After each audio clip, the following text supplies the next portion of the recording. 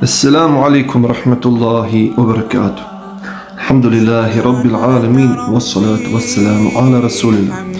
Koristim ovu priliku u ime Allaha dželešanuhu da pozovem ljude na pravi put, one ljude koji nisu na tom putu.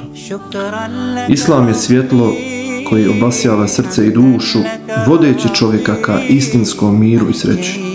Allah nas je stvorio s plemenitom svrhom, a poslanik Muhammed sallallahu alaihi ve sellem pokazao nam je put istine svojim riječima i djelima.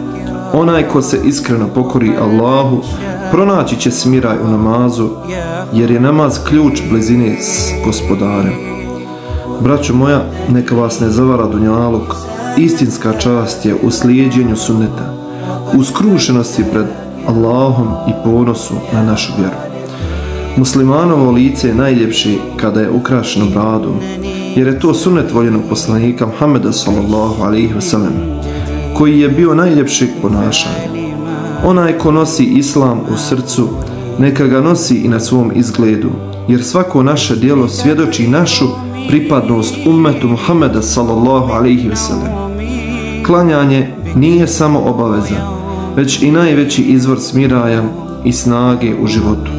Onaj ko spusti glavu na seždu, podiže svoj ugled kod Allaha i pronalazi sreću koja se ne može naći nigdje ni na jednom drugom mjestu. Pronalazi sreću koju dunjaluk ne može dati. Brate moj, sestra moja, ne odgađajte povratak gospodaru, budite od onih koji hodaju stazom sunneta i čuvaju svoju vjeru u svakom pogledu. Neka nas Allah učini od onih koji slijedi njegovu uputu i neka nas sastavi u džennetu s našim voljenim poslanikom sallallahu alaihi wa sallam i njegovim ashabima i našim najmilijim koji su već odavno preselili na onaj svijet. Allah vam podario svaki hajr za izdvojeno vrijeme i molim Allah da ovaj govor nađe put do vašeg srca i da vidite šta je prava istina. Da vam Allah podari to. Assalamu alaikum wa rahmatullahi wa barakatuh.